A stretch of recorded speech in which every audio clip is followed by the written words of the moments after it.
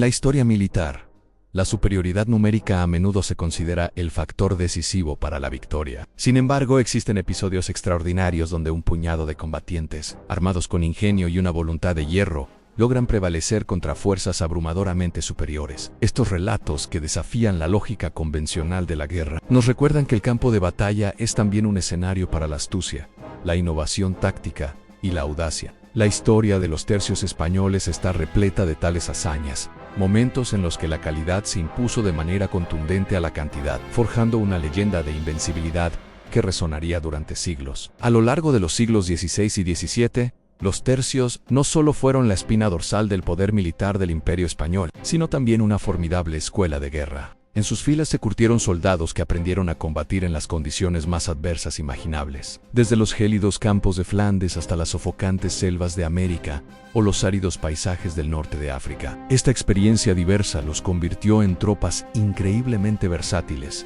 capaces de adaptarse a cualquier enemigo y terreno. No eran simplemente una masa de hombres armados, sino una hermandad de profesionales que dominaban su oficio con una precisión letal, combinando la disciplina de las legiones romanas con la innovación armamentística de su tiempo. El secreto de su éxito no residía únicamente en el filo de sus espadas o en la pólvora de sus arcabuces, sino en una mentalidad forjada en la adversidad. Cada soldado, desde el piquero más humilde hasta el capitán más experimentado, comprendía la importancia de la cohesión y la confianza mutua. Sabían que, frente a un enemigo superior en número, la única posibilidad de supervivencia y victoria era actuar como un solo organismo, una máquina de guerra perfectamente engrasada donde cada pieza cumplía su función con una eficiencia implacable. Era esta combinación de destreza táctica, armamento avanzado y una moral inquebrantable lo que les permitía convertir situaciones desesperadas en victorias legendarias. El acero era su herramienta, pero la astucia era su arma más poderosa. Astucia y acero,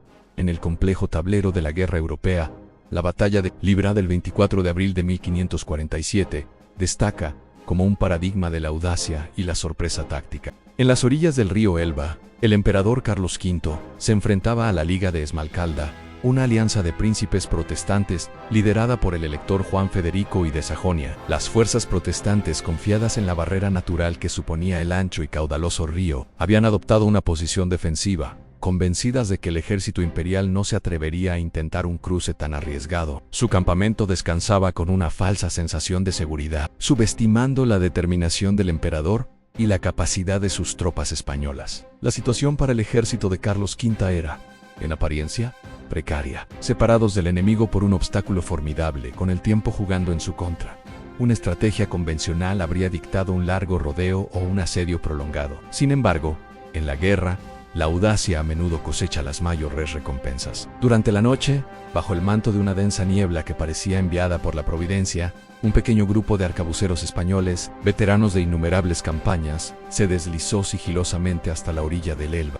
Guiados por un campesino local que conocía un vado poco profundo, comenzaron una de las operaciones más audaces de la época. En un silencio casi absoluto, con el agua helada hasta el pecho, estos hombres vadearon el río. Llevaban sus armas y la pólvora por encima de la cabeza para mantenerlas secas, un testimonio de su increíble disciplina y pericia. Al alcanzar la orilla opuesta, no lanzaron un ataque precipitado. En su lugar, se desplegaron con una calma profesional, asegurando una cabeza de puente y neutralizando a los sorprendidos centinelas sajones antes de que pudieran dar la alarma. Su acción fue el catalizador que cambió el curso de la batalla, antes incluso de que comenzara. Este golpe de mano, ejecutado con una precisión quirúrgica, proporcionó el tiempo y el espacio necesarios para que los ingenieros imperiales comenzaran a tender un puente de pantons. La sorpresa fue total. Cuando el sol de la mañana disipó la niebla, el ejército protestante se despertó con una visión increíble. La vanguardia imperial, con la caballería y la infantería, ya estaba cruzando el río en masa. El pánico se apoderó de sus filas. La ventaja estratégica que les confería el río se había evaporado en cuestión de horas. La batalla que siguió fue una demostración del poderío de los tercios. Mientras la caballería imperial cargaba contra el desorganizado campamento enemigo, la infantería española avanzaba con su paso firme y metódico. Una muralla de picas y fuego de arcabuz que barría todo a su paso. La resistencia de la Liga de Esmalcalda se desmoronó rápidamente, culminando en una victoria aplastante para Carlos V y la captura de Juan Federico de Sajonia. No fue solo una victoria militar, fue una clase magistral sobre cómo la astucia, la velocidad y la explotación de la sorpresa pueden anular por completo una ventaja numérica y posicional. Décadas más tarde, en un escenario completamente diferente, los tercios volverían a demostrar su capacidad para superar lo imposible. En el invierno de 1585, durante la Guerra de los 80 años en Flandes, un tercio español bajo el mando del maestre de campo Francisco Arias de Bobadilla se encontró atrapado en la isla de Bommel, rodeado por las fuerzas holandesas y su formidable flota. La situación era desesperada. Atrapados entre los ríos Mosa y Vol, con las provisiones agotándose y sin posibilidad de recibir refuerzos, la rendición parecía el único desenlace lógico. El almirante holandés Philips van Hohenlohe-Unstein, confiado en su abrumadora superioridad, llegó incluso a abrir los diques cercanos para inundar el terreno elevado donde se refugiaban los españoles, esperando forzar su capitulación sin más combate. Ante la inminente aniquilación, los soldados españoles no se entregaron a la desesperación. Mientras cavaban trincheras para protegerse de las aguas crecientes, uno de ellos hizo un descubrimiento que cambiaría su destino. Enterrada en el lodo, encontró una tabla de madera con una imagen de la Inmaculada Concepción. Para aquellos hombres católicos, sitiados y al borde de la muerte, el hallazgo fue interpretado como una señal divina,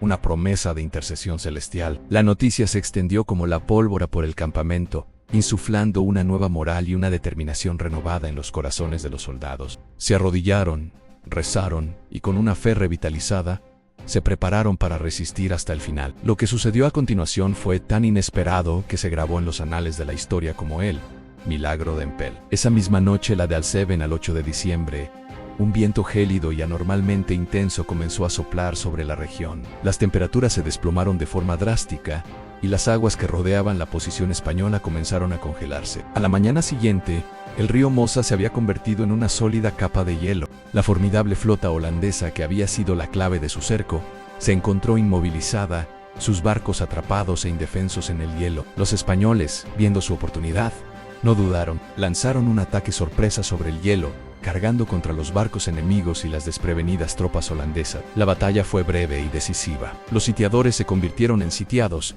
y la fuerza holandesa fue completamente derrotada. El milagro de Empel se convirtió en una leyenda, un símbolo de la resiliencia y la fe inquebrantable de los tercios. Tal fue el impacto de este evento que desde ese momento, la Inmaculada Concepción fue proclamada patrona de los tercios españoles, y hoy en día, lo es de la infantería española. Estas historias, separadas por décadas y geografías, comparten un hilo conductor inconfundible a la capacidad de los tercios para transformar la adversidad en oportunidad, ya fuera mediante un audaz cruce de río bajo el amparo de la niebla, o aprovechando un inesperado cambio meteorológico interpretado como intervención divina. Estos soldados demostraron que la guerra no se gana solo con números, sino con inteligencia, adaptabilidad y una voluntad indomable. La combinación de su pericia táctica, su disciplina de hierro y una profunda fe en su causa les permitió escribir algunas de las páginas más gloriosas y asombrosas de la historia militar, demostrando que, en las manos adecuadas, la astucia es un arma tan letal como el mejor acero toledano. Su legado perdura como un recordatorio eterno de que, incluso en las circunstancias más oscuras, el ingenio humano y el coraje pueden forjar la victoria. Si disfrutaste este contenido, no olvides suscribirte, darle like y activar la campanita para no perderte futuros videos.